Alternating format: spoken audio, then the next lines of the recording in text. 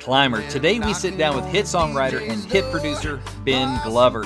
He is a 5-time ASCAP Christian Songwriter of the Year, and if you've ever listened to artists like Lee Brice, or King and Country, Mercy Me, or Crowder, you've probably heard his work. We get into some great stuff on this episode that is going to help you on your songwriting journey, so you definitely want to hang around and listen up. Johnny, do that thing. Welcome to the Climb! This is a show dedicated to helping singers, songwriters, and indie artists like you create leverage in the music business. That's what you're gonna need. Leverage. That's the kind of deal you want. One that is entered in when you have leverage. You're gonna get more. You're gonna waste less. And it's just, that's the right lily pad to be on, man. That's why we called it The Climb. Creating leverage in the music business. See what we did there, C.L.I.M.B. That's right. That's a backstream from my good friend and co-host, Mr. Brent Baxter. Award-winning hit songwriter. Cuts by Lady A, Alan Jackson, Randy Travis, Joe Nichols, more. He's got number ones in Southern Gospel. He's got top tens in Bluegrass now. Top tens in Texas radio. Top 10. Did you have a number one in Bluegrass? Number one in Bluegrass. Don't you just top 10 me. Number one in Bluegrass. I stand corrected, sir. I mean, top tens in Australian radio. A man's just, he's a hit machine.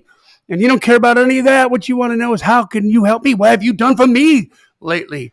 Well, let me tell you, he's going to help you turn pro by teaching you how to write like a pro, do business like a pro.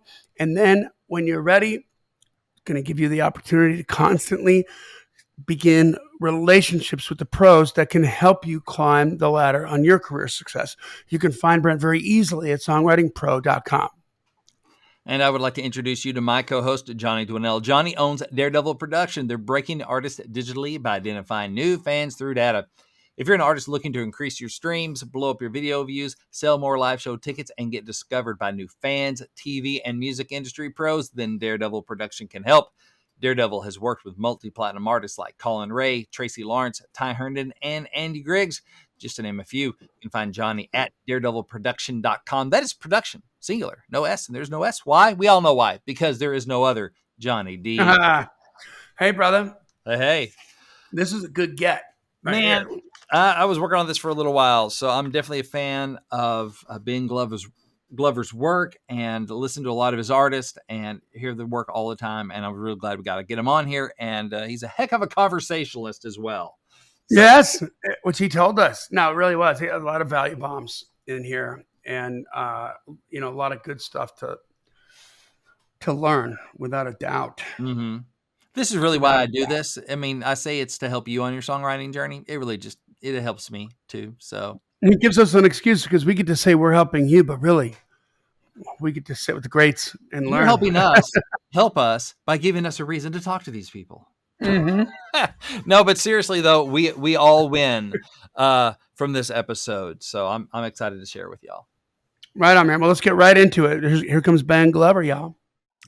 Today's guest is a Grammy award-winning songwriter and producer from Loveland, Colorado, who moved to Nashville in 2000 after signing his first deal. During the course of the last 20 years, he's penned and produced 40 number one songs in multiple genres of music and was named ASCAP's Christian Songwriter of the Year in 2010, 2012, 2013, 2015, and 2016. He also produced Hey World by Lee Brice, including the number one song, One of Them Girls. The 8-time Grammy nominee has also won multiple Dove Awards, multiple number ones for Joy for King and Country, Almost Home by Mercy Me, and Love God, Love People by Danny Gokey, and has been a recipient of the NSAI Top 10 Songs I Wish I'd Written Award, which is I think the coolest award in town. Some other notable songs written by today's guest include Hard to Love by Lee Brice, Even If and Flawless by Mercy Me, Come As You Are by Crowder, and Overcomer by Mandisa. Ben Glover, welcome to The Climb. Welcome. Thank you. Yes. Thanks for having me. Yes, sir. I think, first of all, holy crap, that's a great resume. So good on you. You're so lucky, Ben. You're so lucky. No, I'm just kidding. I would agree. I think it's it's blessed. Every songwriter would say luck. That's a big part of it. Yeah. I was thinking about that going, hey, Johnny, we should start every interview. You're so lucky. And just see how the people respond. Because either they're going to be like, yes, I am, or they'll be like, what? Anyway, No, I think it's always. Are you kidding? It's always a combination of luck and luck, perseverance and luck, things lots of I Well, luck, can't no, control. it's luck and perseverance, I suppose. preparation. Perseverance and things I can't control. Hmm. That's my Yeah, career. yeah. That's it. Yeah, If you're not trying to be a craftsman, then it doesn't matter how much luck you have, you're just gonna fail. right, You might get lucky once, right. Yeah. but hey, Yeah. one of the things I noticed about you, Ben, is that you work successfully in more than one genre. And a lot of our, climbers, a lot of our listeners of the show would love to work in more than one genre. They write more than one genre. Any advice you can give people about like how to kind of crack open the lid on more than one genre? Because you're working in How to country. jump lanes without crashing into the guardrail. Yeah, exactly. Like those big orange cones just blow up. Yeah. Oh, well, let's see. Any advice on the multi-genre thing? You talk about the luck thing. Mhm. It always feels like I know plenty of guys, and it's funny in both those two genres. And I've done some film and TV and all that kind of stuff along the way, but even that, um, it always felt like it was sort of an organic thing that just sort of happened, Mhm. and it was less about beating down the door Mhm. somewhere. I think early on, I really felt like I would chase the traction Mm. that was put in front of me. I knew a lot of guys that would, that hey, I want to go write pop Mhm. or name a genre, and they would knock on that door. There'd be a room full of doors, and they'd be knocking on that door, and there's a one open right over here, and those guys would still knock on that door, and this other one's open, and you could Mhm. walk through that one, and there's a little, there might be some pride swallowing or something because hey, I really want to do this one thing, but do you love music? And if you love music, it's like maybe this door takes you to a spot that you might really love if you just go through it. Yeah. So if I found traction somewhere, because I really did grow up listening to everything, so I liked, I grew up in Colorado where it was like during the Garth period, and it was like, that whole, and it related to me because he's saying about Western things. It's like Yeah. I think that's when they actually called it country Western music, which is so funny since my grandparents still call it that. Yeah, it's like But the Blues Brothers. What kind of music do you do here? Both kinds, country and western. right, exactly. Yeah. He's singing about rodeos and like, Wyoming and shit, Mhm. beaches of Cheyenne, all that kind of stuff. And it was like, so that was a natural fit, but I came to Nashville as an artist. I got a Mhm. deal. They told me I had to move here because of it, because the world was a whole lot bigger then. It's not like we could just send stuff over the phone and Yeah. sending MP3s, and it's days of snail mail and all that kind of stuff. So it was like, you got to move here, you got to do this. I had no idea. I just thought, well, I should be an artist because that's what I thought you do. I knew there were Yeah. songwriters, but I just, I hadn't really thought that deep about it. So it's like I did that, and if I had a great, successful 5 minute artist career, um, that was, very short lived, and I Yeah. hated it. Oh yeah. I hated to travel. I mean, it's like that's fun. That's fun occasionally. I mean, you Mhm. end up in some city like somewhere in Maine where you end up eating lobster or something like that. That's great. But then for every one of those, there were 30 cities I didn't know, and just I was the pre-show guy. I remember the first big tour I did was an arena tour where I was the pre-show guy with the lights up, and nobody knew me, and I came out and it's like nobody cares, and you're just like, who is this guy? And Yeah. that kind of stuff. And it was just, and I felt like I was a pretty relational person, so I really liked talking to people, and I felt like I couldn't get to know anybody. It just felt like you'd go outside, you'd sign autographs, and I always think, Mhm. well, sign autographs. I mean, who the heck? These people are like, well, should we get this? And they would pass me, and there'd be the line of us. And it was like a multi-artist tour, and they would pass me at Yeah. the end, and it would just, I was, it's like, and I got it, but I was like, good grief. But That's it's brutal. more, yeah. I mean, it's just stuff like that, and it just, so when it was done, I got caught in a label merger, and all my people got fired, and it was kind of Hmm. like the writing was on the wall, and they kicked me out pretty quick, and all of a Yeah. sudden I'm just, you know, I'm there. But then I started getting some calls because I wrote most of the songs on my uh, first album, which nobody should listen to.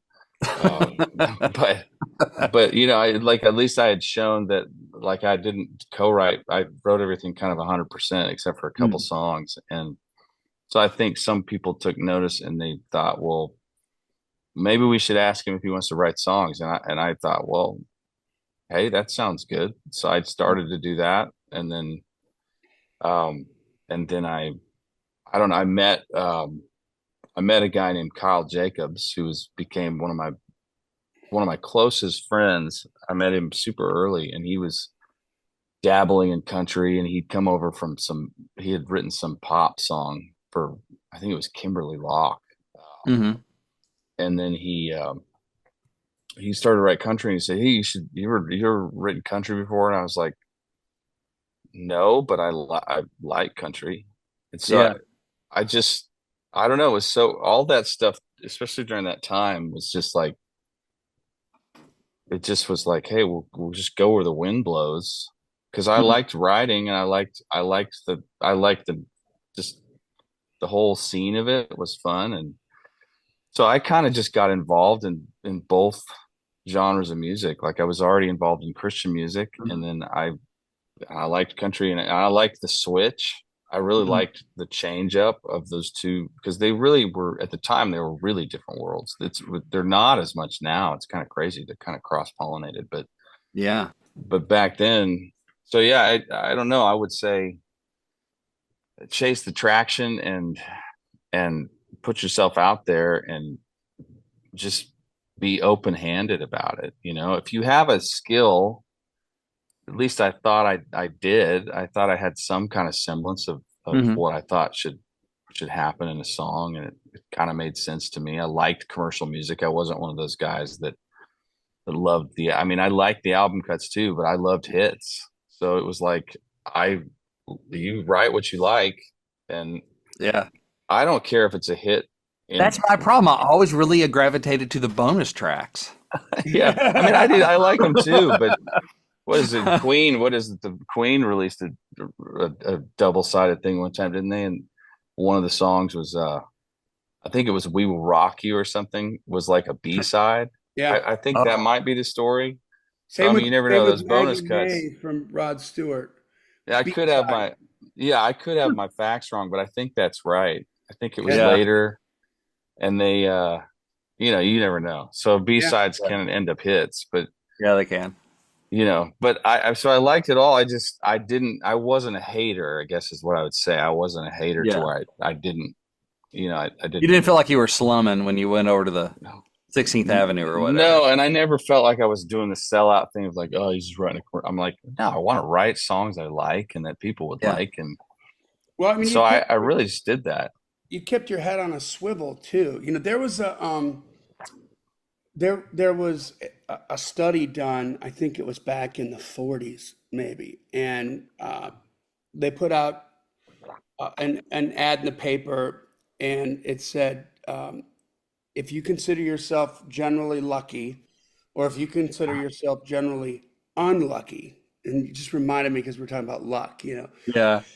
please be a part of this experiment. You'll get paid $250. That's a lot of money back in the 30s and the 40s. So a Yeah. bunch of people show up. There's people in white lab coats, and they start to administer the study, and they hand out a bunch of newspapers. And the study was, when we click the stopwatch, you're allowed to open the newspaper, and we want you to go through and count all of the images that appear in this newspaper.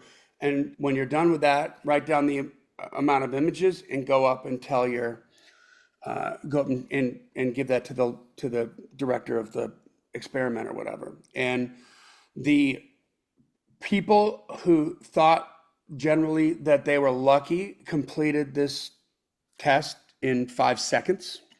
Mm. And the people who thought they were generally unlucky took 4 minutes or 5 minutes to complete it. And the reason is because when you opened up the first page, there was a quarter-page ad that was not an image. It was just print that said there are, 19 pictures in this newspaper. Tell that to the person at the front and collect your $250 check. And so it's, what if you're just looking for images, man, you're going to take all this time and you're going to miss all these opportunities. And you made me think Right. about that when you're talking about, well, Oh, I'm yeah. knocking on this door, but there's this door open over here. Well, Yeah. hey, man, Right. you know what? Like, don't be so narrow-minded, like, because you don't know Right. how all this can work together in a way, No, it's true. I mean, it's funny how boneheaded some people can be. I mean, and I say that with just the utmost amount of love, but but but I would always thought it was common sense to me where it was like, I guess I always felt grateful. I still feel grateful. Um, at this point in my career, I kind of always joke and say, well, I'm still here, Yeah. which is the thing we always start to say when you get to a certain place. But like, I felt grateful. And so I was like, well, I'm not gonna miss it. If there's an opportunity, I'm not gonna say no to it. Like, Mhm. I mean, if somebody called me and said, "Hey, you should try and write hip hop," I might have not gone through that door. Mhm. Only because I think that might have been embarrassing for me because I'm not sure. Well, I'm not every sure I could opportunity is pull not that off. opportune, right? But Yeah. right. But I mean, other than that, I mean, I did all kinds of things. I was writing early on in my career. I was writing. I somehow got involved in like hyper hard rock, like butt rock. Um, that's what you call it.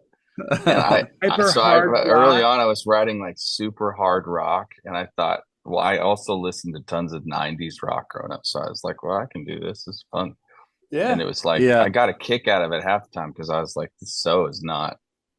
This feels outside my wheelhouse in a little bit, but it also didn't. So it was like I just thought, well, yeah, I'll do it. Let's do it. And Scratch I the Yeah, itch. I It mean, it's feels good. fun to kind of, we got this box of crayons, like, and it feels like all of a sudden I went from the little box of crayons to the big box of crayons. Like, oh, there's so mm, many other colors. This is fun for a change. Like, I mean, I want to do yeah, that every day, but just to know, like, oh, today could be rock, tomorrow could be country, the next day could be yeah. CCM. That's kind of fun. Well, If you're yeah, and geared. it keeps you fresh too, Mhm. Yeah, and because there's certain things you I really, want to say I can't say in CCM or hmm Southern Gospel or whatever. right. Um, Got to wear a you know, different hat. Exactly. You mentioned something I'd love to dive into a little bit about the cross pollination between like country and Christian music. I've had this conversation with a lot of my co-writers and friends too. Like it seems like there's a lot more of the country influence and countryish artists going on in CCM. You got your Ann Wilsons, Zach Williams, who definitely has a strong country Yeah, vibe to it, and others. Where do you see that going? Do you think that's going to stick around a little bit, or? man, I mean, you had the that's a Lee Bryce and For King and Country, right? I don't know if you worked hmm on that thing. So they've been collabing and I did that song. Yeah, that yeah, song they did together. checking in. It's funny. I started with those King and Country guys like before because I had worked with their sister. This is how Oh far yeah, back I go. But Rebecca. and I remember. I mean, it was just Joel and Luke at the time, and my buddy Sean Schenkel and I we were in a cafe in Rosemary Beach, and we were like, "Hey, what do you think about these guys? They seem like they got something." They were Hmm. hard workers, and then we were like, "Yeah, I think there's something there." And so we started working with them, and I went all over the world with those guys. Like we went to Norway, we went where else did we go in Europe? A couple different places, just writing and I mean, I probably still have written more songs with them than anybody through the years, and um, yeah, so it was interesting back then. They were so different. Styles were so different. I mean, you would have never seen the fact. I still joke with Joel, and I was like, the fact that you are on a song, first of all, with acoustic guitars, because he hates acoustic guitars. He always has. It was always a thing. Could not use acoustic guitars. Um, And I was like, not only has it got acoustic guitars in it, it's a country song, and you are Yeah. singing on it. And he's like, I don't know, Ben. The things change, mate.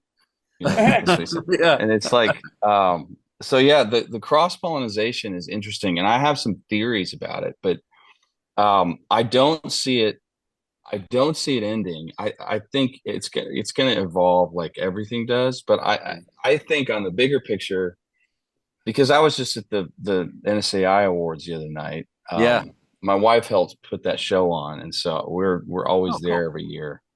And it's like the songs that won, at least half of them, at least Hmm. half to if memory serves, were of spiritual nature. Hmm. At least I would say that. I don't. It's a weird way to put it, but they were referencing God or something. Hmm. Whereas 10 years ago, or even less, I would say it's probably less, the subject matter of country music was wildly different. Yeah. It was, it was the bro era, and Yeah. and now it's Baseball like, toenails on the dashboard, beer and yeah, concert. all Yeah. that stuff, the girls next to you, and all the things, the feet up on the, yeah. So it's like now you see a lot of songs that are of spiritual nature that could almost be Christian songs, some of them. Hmm. They're still probably too country for Christian music. Yeah. And then on the Christian side, the country thing, I felt like that was going to happen.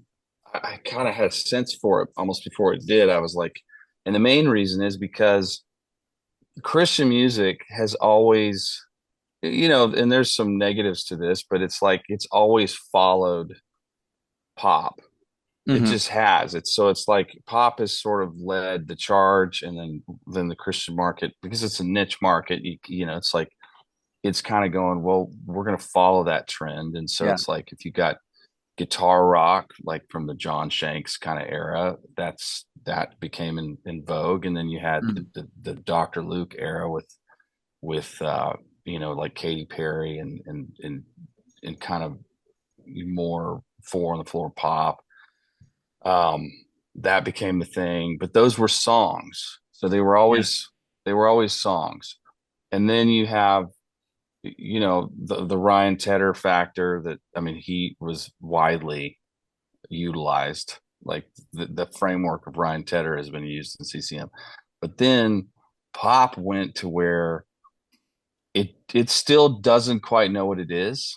Like Yeah. right now, it's so eclectic, and it's so like, and I think with the advent of Spotify and all these things, it's like it just it doesn't quite know what it is. I don't say that as negatively. It's just more like it's all over the map. So it's like Yeah. you've got super urban things, and you've got just that's part of it. And then, I mean, there's just a bunch of songs where you go, well, there's no framework there to Yeah. really advance for the demographic of CCM. There's not a framework to follow. So I think you look over country and you go, well, there's the Morgan Wallens of the world, and Hmm.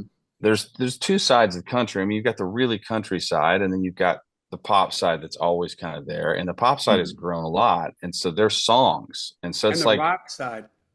yeah, the rock side for sure. And so I think that's almost more of a market where CCM goes, well, those are songs. It's still a song-based market, Christian Yeah. music is. And so I think that's part of it. I think you have the CCM industry looking at country going, well, they're releasing songs, and Yeah. pop isn't necessarily, they're not songs as much. I mean, some are, but they're more advertisements in some sort of way, where it's like this part of the song is this way.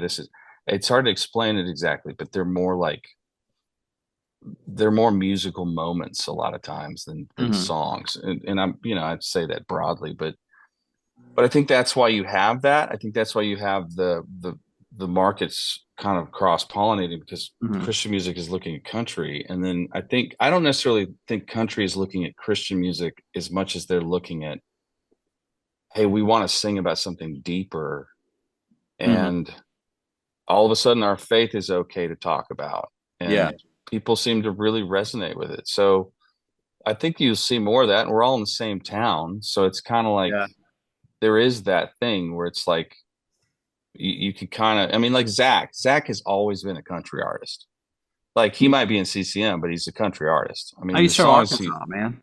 yeah, the songs he sings. I mean, we've been working with him a little bit on this next Mhm. project, and the songs he's brought in, they're country songs. I mean, they're country songs Mhm. to where it's like they're authentic, good country songs. Where I'm like, well, I would pitch this to Lee. Yeah. Uh, Whereas, in the past, I think it was more like Christian music was doing a Southern gospel version more so than they were doing country. Yeah. And now you just see like Ann's actually doing more country and things Do like that. So it's interesting. do you think Yeah. that this may be a stupid question, but I just occurred to me like We'll let you know if it is. you're thank you. You're Yeah, I'll talking tell you. about I'll tell you. how how the award there was like it's okay to talk about your faith now and stuff like that, which would be definitely a a return to older more original country, right? Nobody was afraid to talk Right. about their faith and in the Right. in the 70s and the 80s, and even the 90s, right? Would you say that's right? Yeah. The I just think about like Zach Bryan, and I mean he's decidedly old school country, right? He's not chasing the pop thing at all. Do you think that some of that success might be sort of just from a business tip, getting people Oh, to, for you know what, sure. maybe we should go over this way? And there's who's the other artist that's really big, that's country? I think I don't. Maybe Like a Noah Khan kind of guy, yeah, yeah. that kind of thing. Definitely spiritual. Definitely. I mean, maybe he's not the guy I'm thinking of, but I mean, Mhm. Zach for sure. But I mean, Zach is an interesting one because Zach is like, you know, everything is cyclical. I mean, I've been around long enough to where I'm watching trends come around again, which is like hilarious to me because I'm like, well, Yeah. I did this the first time. Now we do it the Yeah. second time. It's just the same guitar sounds I'm pulling out and just maybe modifying a little bit. But like, um, Zach Zach is kind of, and I say this really loosely because he's not, but like Zach reminds me of the Mumford and Sons era. I know it's Mhm. different. It's not the same. Like, they were the fast kind of Irish sounding or whatever. But I don't they're know. Are they organic. Irish? They're more organic. Yes, the organic, the Lumineers. So you almost could Yeah. put Zach or in the Lumineers category, like, Mhm. and that was a really like, that was an era that just came out and it's like that kind of thing is back. And I think a lot of that is a product of the slick. I mean, Mhm. pop is slick, and it's his crowds are still, they are a hybrid of the pop audience and the country audience. Hmm. Yeah. Like, but it's like his records aren't slick. I don't even know if he cuts to a click. I mean, I think they're Well, just, that happened in rock and roll too. I mean, I was in a hair yeah, band back in the day. I mhm, toured in a hair. That's what I did when I did the artist thing, and it got real slick, real yeah. fast. And And then then overnight, overnight, and what was different um, about the Seattle grunge thing was number one, they were real performances musically. hmm, We yeah, weren't like literally cutting and pasting the guitar lick 100 times to make it sound hmm. I slick. mean, they were just It was just like pulling out their there's Fender flams in Mustangs, and there. It was killer, and the lyrically, it was deeper. It wasn't just right, party light.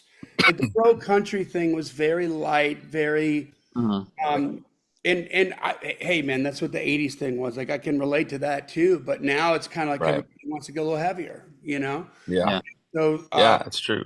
I mean, I, I can almost see a return of some iteration of grunge. I mean, I feel like it's begging to. I mean, it's like Olivia Rodrigo flirted with it. I mean, I Mhm. think Julia Michaels flirted with it with that what was All My Ex's song, I think is what it was, where she had Mhm. straight eight chug guitars that were like, it's like, I mean, you can see some iteration of that Yeah. Well, eventually I feel coming like back, but even in country, like Hardy, that truck bed, Yeah. woke up on the wrong side of the truck. Hardy I mean, for the sure whole I'm like, does it. freaking Hardy I'm like, record. okay, Like, Hmm. yeah, Well, and Eric Church Jelly even flirted Roll. with it. Yeah, Yeah. and Jelly Roll with some of that, Need a Favor. I'm like, okay, this feels like 90s rock. Oh, I mean, that song for sure. I heard it the other Yeah. night. They played it kind of quasi acoustic. They had a band, but I mean, it's like it is straight out of Yeah. it was like live, like the band live. It sounded like, Yeah. you Lightning know, crashes. Yeah. yeah, I mean, it Which is sounded fun for me like because I that's my Alone or college years, something, you know? Oh yeah. I'm like, can we please? I'm That's here a for Yes. great. I'm Maybe here that means for it. like I'm here like for it. Skip Black We're and showing our age, but I'm here Yeah. for maybe it. Hey, Skip I'm Black still and here. Sally Shore were way ahead of their time with that record with her. Oh Yep.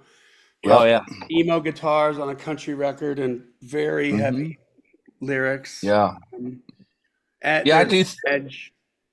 Yeah, I do think it was. I think it's definitely a market thing. I mean, it's like I'm not.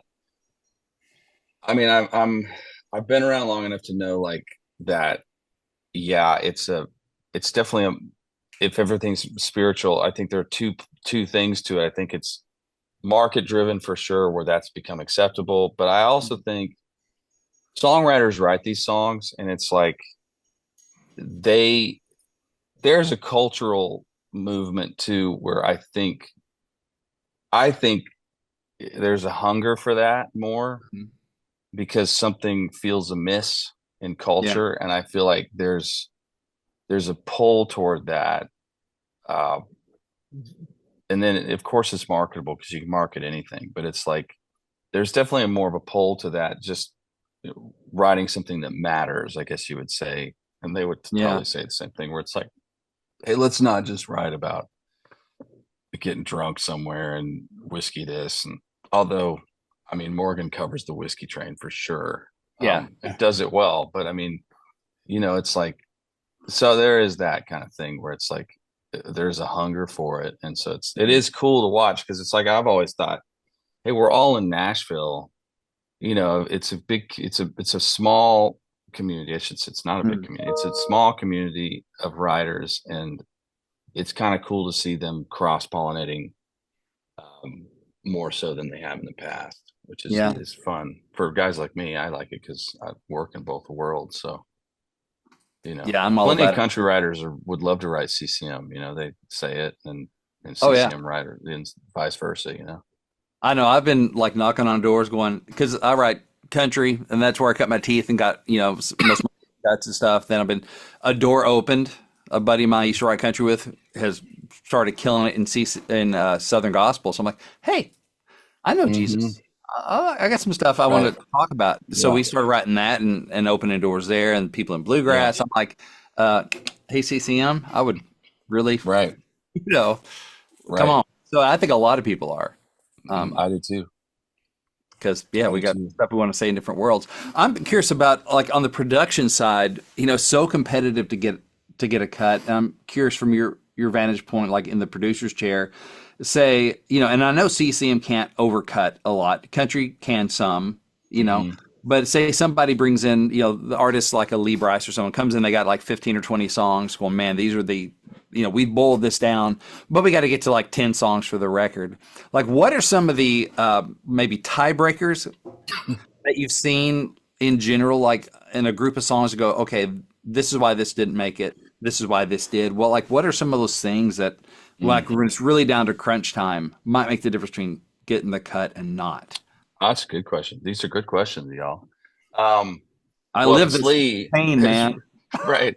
Well, if it's Lee, he'll just cut all 18. you know, and Well, then he'll then it would be what decide, makes the record, right? right. Yeah. Well, then he'll decide at the end that all 18 should make it.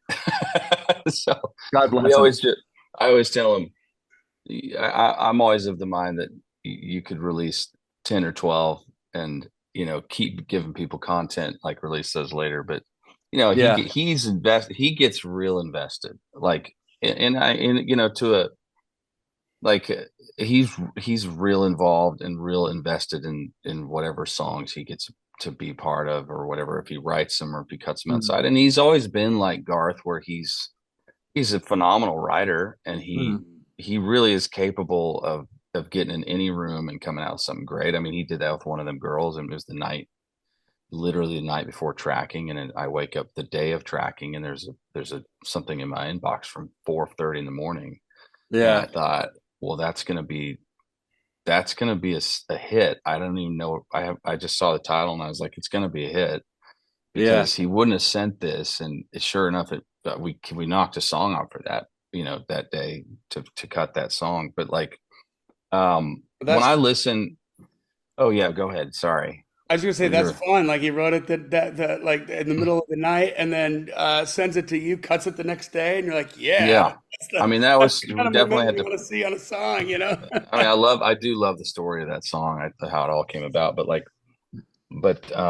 no, when we get pitched songs, I mean, the thing that's crazy is on the Hey World album, and we're in his current one right now that's coming out here soon. But the Hey World album, I got 1,200 pitches, Mm. and that's not an exaggeration. Yeah. Um, it's not, and I bet you 1,100 of them were great. We don't have we have a really really quality stable of writers in this town. It's remarkable, Hmm. and that was a lesson for me of just like goodness sakes, man, it is that's a tough slog, that really Yeah. is. But like I guess it's how I like to build records. And I don't know, every producer does it a little different.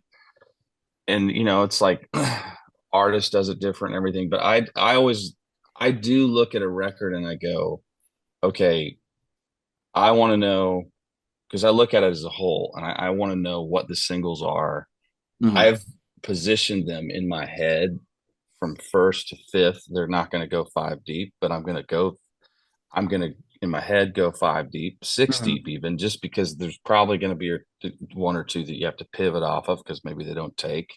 Hmm. And you don't want to set yourself up to not have the pivot song if you need it. But so I'm looking for those singles that, like, okay, what's a great first based on your last release, based on like your history, based on a lot of things, based on moving forward. I mean, it could be a million different things, like what's going to move the needle first go out, what's the second one. And there's like sort of I don't want to call it a formula because it is different for everyone. I mean, there was times when I remember with Mercy Me, we put Even If out as the first single, which we called an audible the day of. And, that song is a heavy ballad that, I Hmm. mean, we knew it was a hit, but I thought, well, that's a second single. The second single is usually the one you put out after the first one's kind of been a quick burn up tempo thing. And it was like, no, but Yeah. like Lee, so you typically would follow a certain pattern where I would go like first, you want that up tempo first thing or something that's kind of fun. And then, it also seasonal, depends on Hmm. if you're putting a single out in January, maybe it's one thing versus if you put one out in October or who knows. Yeah. But I do follow this sort of path of like what's going to be, you know, it's not just one song and then we figure out the next one. At least not for me, because Yeah. I don't think you can build. I just don't. I don't think it's a smart way to build a project to just. Well, we'll decide later. And radio teams, a lot of times they really are like, hey, we'll pick this first single and we'll worry about the next one. And I'm like, Mm. I can't think that way because you're kind of leaving it up to chance. Yeah. So when I'll make a record, I'll definitely kind of formulate, well, this could be this, and and then inevitably some thing will happen where it's like it ends up being some streaming song that you didn't think was a single and it does. But you do Yeah. try to set yourself up. So when we listen, I listen from that angle of like, Hmm.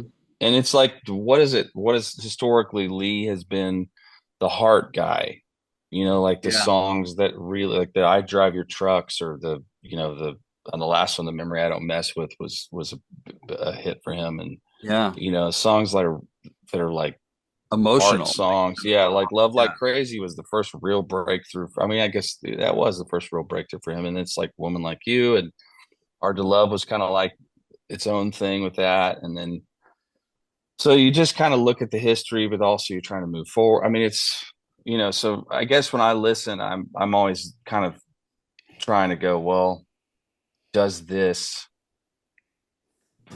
hit does check those boxes? Does it? And it's like, I mean, I listen to songs weird. I listen to how it makes me feel first before I and I don't necessarily pay attention to the lyric the first time because it's like I feel like the lyric will make me pay attention. Like Mhm. if I feel like I have to pay attention to the lyric It's not first, quite doing its job. Yeah. yeah, it's just really, and my wife's funny because my wife's one of the best song people I know because she was a publisher for a while, and she totally listens to the lyric first. And I'm like, well, I do, but I really want to see what it makes me feel. Yeah. And if it just gets me to where I want to listen to the demo again, then I'm like, well, something's here. And then I'm paying attention to what the lyric says. And then it's like, maybe it's, hey, we love this, or can you go fix the second verse, or can you, sometimes not, but Mhm. it's just, and I'm probably old school like that, where I will have people Mhm. at work on songs later after they've been sent, or, Yeah. but, That's the I same don't know with if that answers your question, but that's the same with No, that's it's. Janelle and I. Like with her, like she's always like picks up immediately on the lyric, and Mhm. I'm just in the groove. Like I want to, yeah, I'm Yeah. digging on the music and the melody and the vibe of the whole thing, and then it takes right. me a while to get to the lyric. Like you, I like that. Hey, I Yeah. Yeah. got a question. You mentioned like when you're producing, you go deep. Your first five songs. Does that list shift around for you from the moment that you hear the work tapes to does it shift when you get the bed tracks done? Does it shift again when the vocals go on? And does it shift like a fourth time when the mixes are done sometimes? Or do they You mean generally the order stay? of songs? I Yeah. mean, I would say uh yes and no. I mean, it's always going to shift. I mean, it just will shift because it's like the sort of, there's like this, something organically will happen to where it's like, hey, maybe we thought this song was a third single and it's a second, or Mhm. it's just more my framework. Because it's like I may have my thoughts, but it's like there's a label involved, there's an artist involved, and Well, everything, and I'm it's just like thinking it's about your thoughts though, like to you, like yeah. I've had that experience where I'm like, okay, this is like the top three songs, one, two, and three on the work tapes, and then all of a sudden, sometimes something happens in the studio, and I'm like, Mhm. Mhm. well, Some now magic number or two is not number magic. one, you know what I mean? Yeah. Yeah.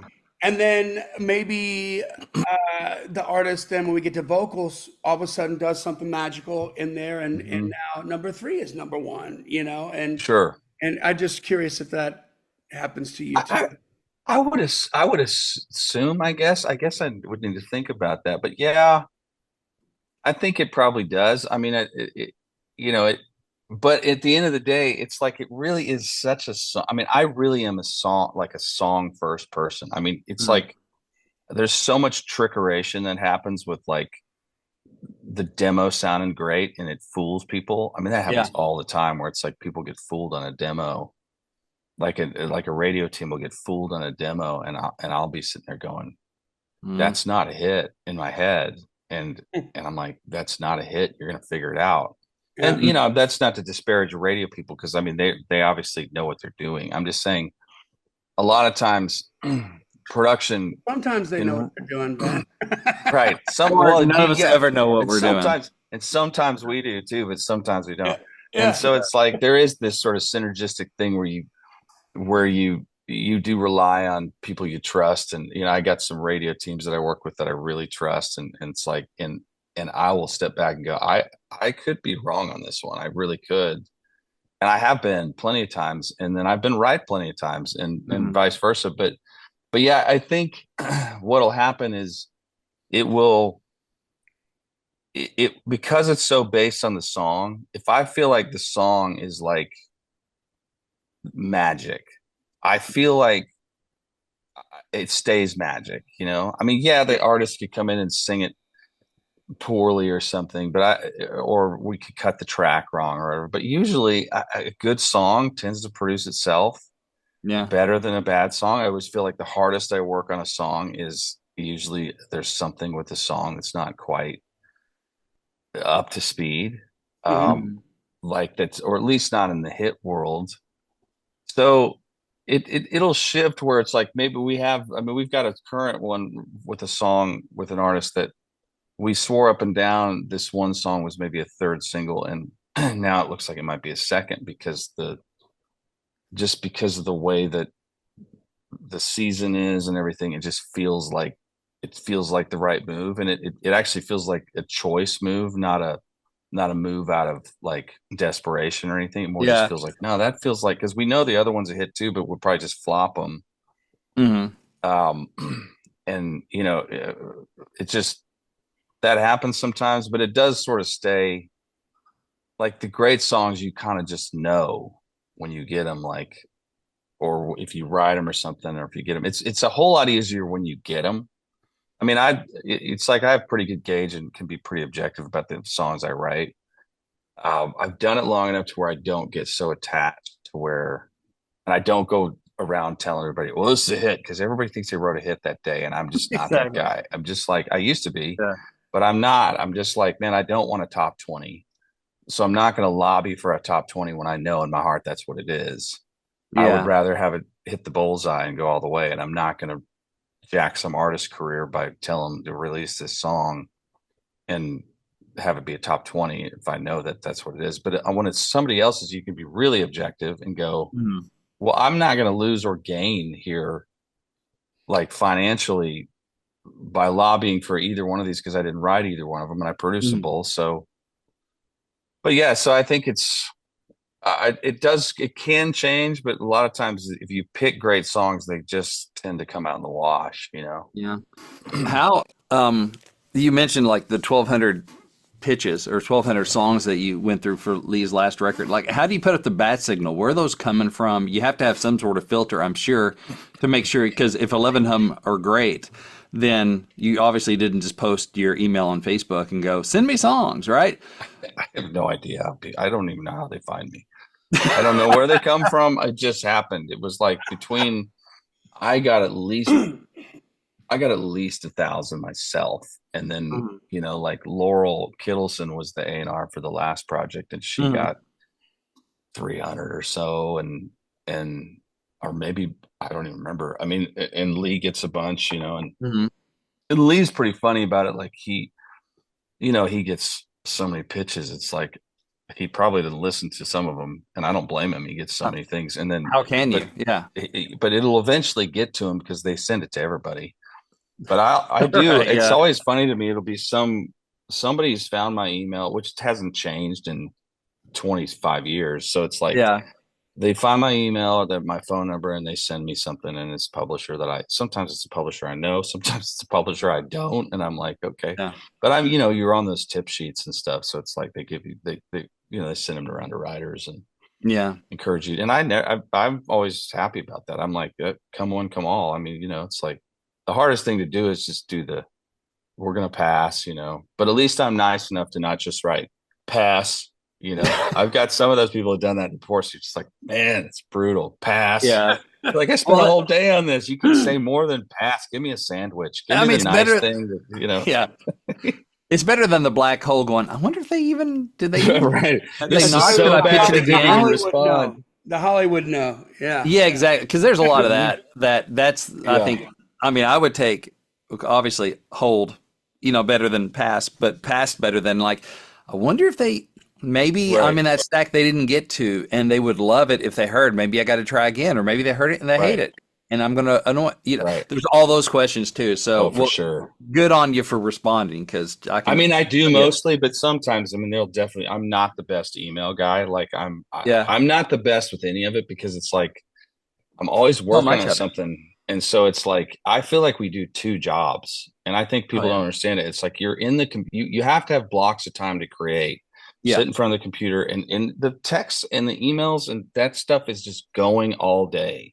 Yeah. And so it's like, you can't do, if you have to talk about music all day, you can't do music. So it's like, well, then I find myself at the end of the day, I'm like, oh crap, I got all these texts I got to return. And then I don't do it.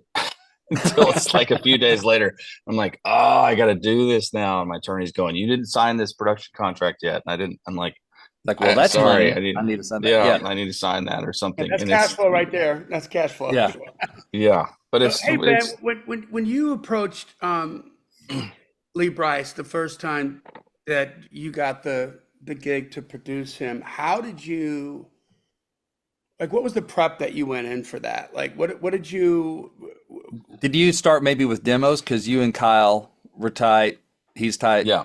in Lee as well. Did it start from like, hey, we wrote some and let's produce some demos, and then it became like, ooh, you should do this? Or how did that, yeah, how did that come about?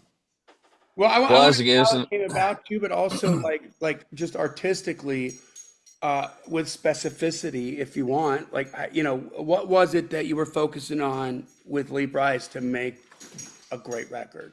You know. well, okay, so the way that it started, and I can answer both those, but the way it started was, I mean, I go back with him. I think I I want to say it was 2006 that we met, and it was on a we used to do these writing retreats in Florida when Joe Leathers had a place down there We love Joe. 2000 Yeah. before 2008 happened, and it just Uh, sent everybody reeling, So it's like, and I think Joe was so nice that he was like letting everybody stay at his place and just pay the cleaning fee. And I was like, Joe, you're so nice. You should still let people.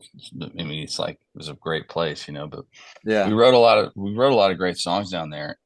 And Lee came to one of these retreats. I think it was the first one we ever did, and I didn't know him.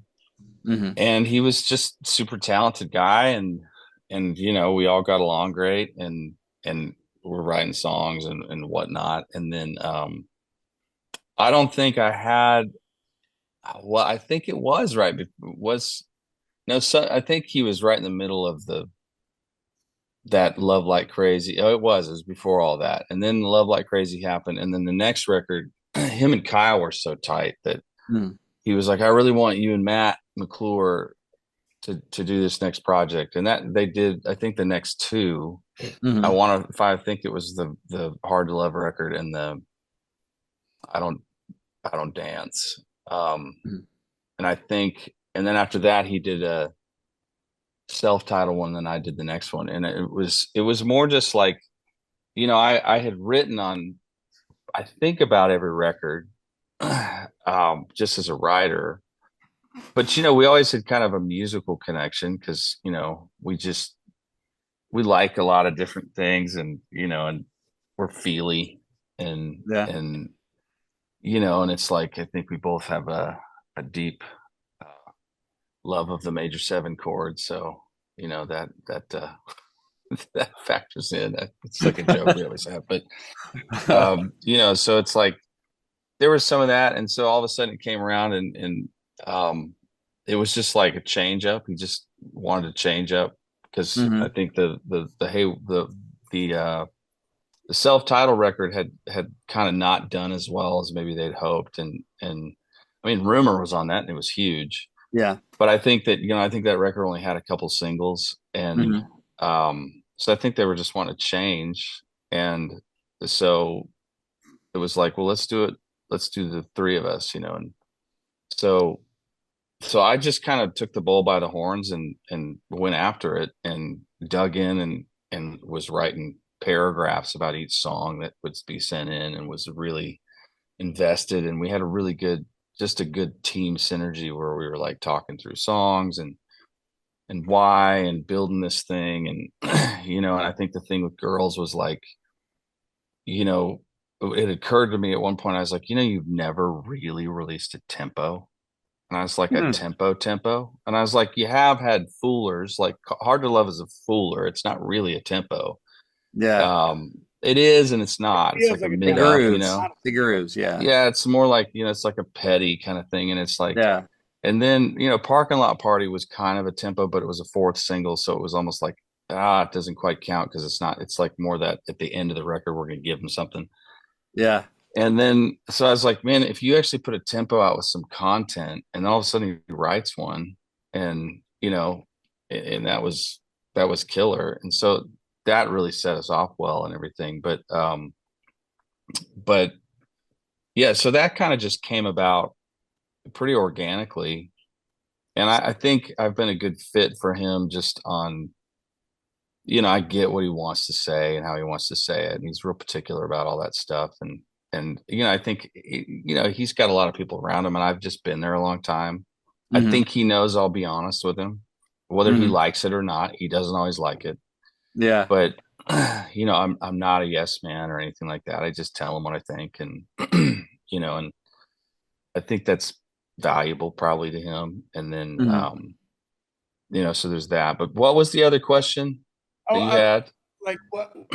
So now I'm going to clarify it even more after what you just said. But like, so before you go in to make that first record with Lee,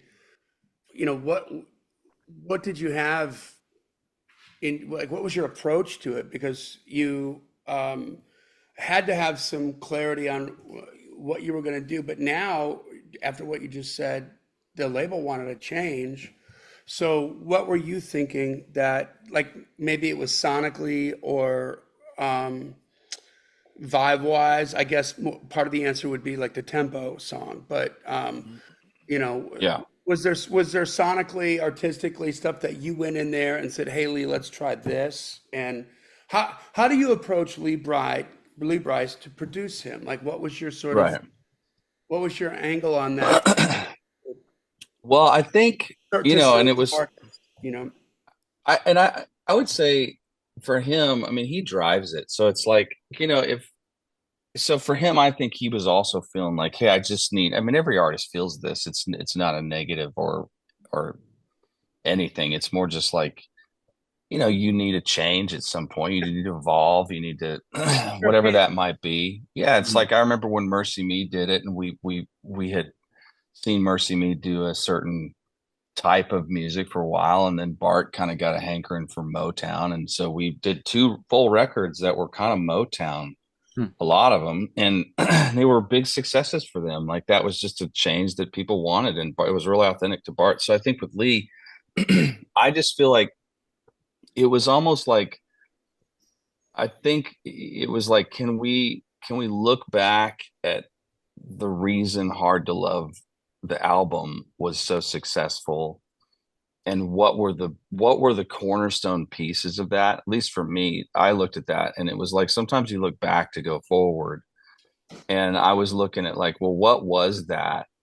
And paying attention to his demographic and paying attention to just how do people see him, because the worst thing you can do is change your demographic so much that people don't know you anymore, but you also want to grow them. I mean, Yeah. Taylor Swift's a great example of somebody who has found a way to kind of maintain her her country approach to songwriting and evolve her music. And we didn't go that drastic. It wasn't anything like that. I mean, she's been the most drastic, but it was more just, it was sort of grabbing some of that. um, I think sonically making it a little more uh, lo-fi, in a not in a not in a Zach Bryan way, but like Mhm. in a Jay Joyce kind of way. Like I looked at that difference between when he did Little Big Town, that when he did that first Little Big Town album, after he had done, well, after I think Wayne had done the records prior. Mhm. Wayne is my songwriting hero. I mean, to the end of the Kirkpatrick, right? earth. Yeah. Yeah, Kirkpatrick. I mean, still, but Wayne had done a certain thing on those guys, which made sense at the time. And then they kind of had a lull, if memory serves. And then he comes out with Pontoon, Yeah. if I get my facts right. And it sounded like you just took a band that felt kind of like sweet, nice, they're kind of a vocal group, and you made them a Mhm. band. Like you made a vocal group into a band, and all of a sudden it was like the perception shifted, Mhm. and they became kind of like rootsy and dirty, and like Mhm. it just felt. And so I think it was some of that where it was like, I remember I wanted the drums to sound like Maren Morris's, what's it, the Hero album? It's like kind of Mhm. red looking. I can Yeah, never I think so. remember Yeah. anything these days. The drums on that sounded great. So I knew Dave Klaus was a big part of that. So it was like, I My got church, Dave. song, my church on it, like had that. Yeah. Yes. And it had like, I mean, Rich, and I mean, like the drum sounds. And I knew Dave Klaus was a big part of that. And, he'd worked with Buzzbeat for a long time. Mhm. And and so I was like, well, let's get Dave to engineer and let's get Dave to mix, because there's going to be and so we figured out kind of a vocal treatment that was just like those Marin records were really, they were raw, and but they were still produced. They weren't just Yeah. like Zach is less produced, and that helps him. But like Marin was produced, but it was kind of rugged, and that's what always is. I mean, that's something Lee has always liked. So we Mhm. kind of approached it that way on Hey World, and then this record we're working on now is that way. I mean, this record we're working on now has got more rock in it than anything. I mean, Hmm. it's like it's going to be it's surprising how rock it is, you know. Cool. Nice. So, and it's the same approach. Dave's involved. I mean, like just and what he does to drums and so it's getting the right people and kind of going, hey, well, we should use this and this. And so it's more of just I didn't want to change anything Lee did as much as I just wanted to add some elements that were going to take him toward that more ugly in the right kind of ugly, like Yeah, Jay. I mean, Yeah. Jay is a one of little my more favorite. edge. That's Yeah. exactly the Yeah, answer to the question. Like, yeah, like you got to go in there like, okay, I'm the producer. I'm supposed to make this different. How am yeah. I Yeah. going to make this? How do I want to make this different? That's going to make sense and going to do that. What do you think it is? And then we'll let you go. 'Cause we've had you for an hour, and I could talk to you all day, but we Oh probably man, so did. I like I said, I'm a talker, so I get it. You can, I love it. No, I love it. I come back anytime. I don't mind. You just probably have like 800 more songs to listen to. Hmm. Yeah, I didn't even realize it was an hour because it's been such a great conversation. I No, know. I'm Yeah. happy to. I'm happy to. You can hold me as long as you want. I'm fine. Well, let's just end with this. Like, what do you think? You mentioned something that is a really eloquent way of putting it. Like, you want your audience to grow, and you don't want to like abandon them. I mean, what is it about? Where's that fine line for you? I mean, I think about Tracy Lawrence trying not to do a waltz, and that didn't work at all, but what, where do you, how far do you push that envelope? How do you determine where you can go with that? You just like gut after you record it, you You mean try. how far? You mean? Yeah, like how much can you make them grow without abandoning them? Um. Well, I don't know. That's a gut thing, I think, for me. Um. Some of it's just at the end of the day, I really do think, it's a dead horse that we beat incessantly here in Nashville, but Yeah. it's because it's true. But I do really think it comes down to the song, and I just really believe that. And it's like I think you see that, and I know there's some outliers. Plenty. Pop has plenty of outliers. It's not always about the song in pop, and I think you're going Mm. to see a return to that. I think Sabrina Carpenter's record, despite the fact that it horrifies me that my children are wanting to listen to it because it's just vile, but like it's Hmm. still great. I mean, it's like that, but there's songs on that record. Like Hmm. there's some that are less songy, but they're like Taste is a song. And Yeah. there are some more songs like that song with Gaga and Bruno is a song. Yeah. It's not just and that's kind of a return. I think you're gonna see a lot more of that from LA because I think they're all getting to where they're feeling a little bit aimless.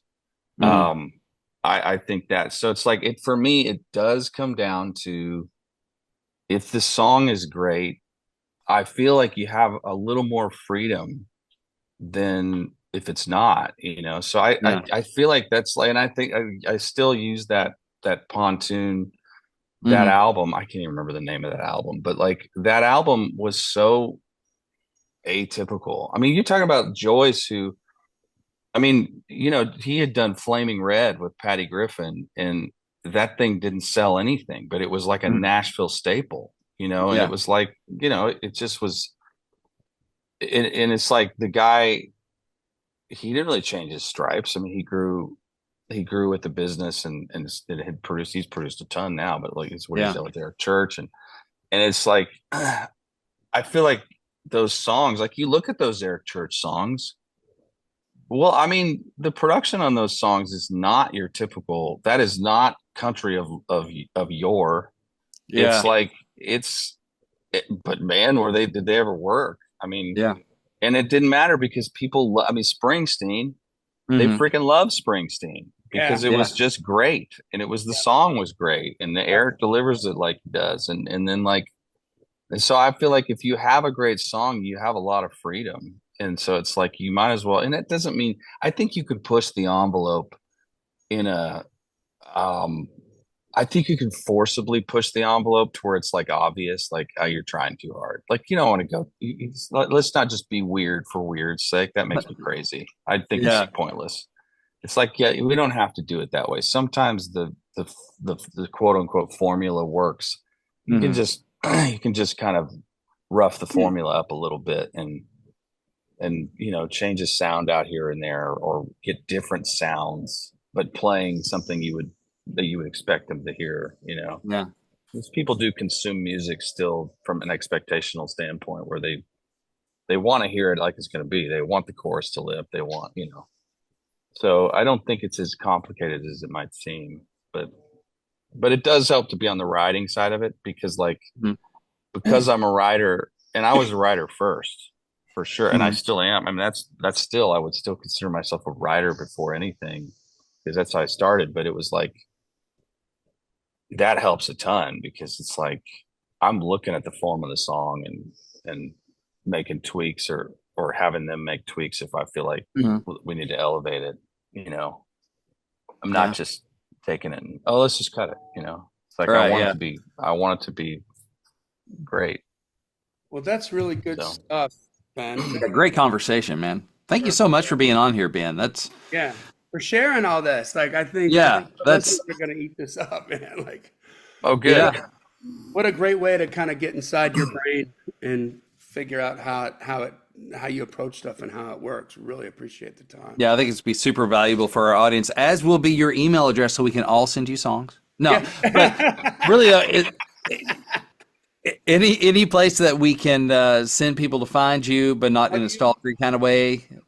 What can we Anything going on that we can check out?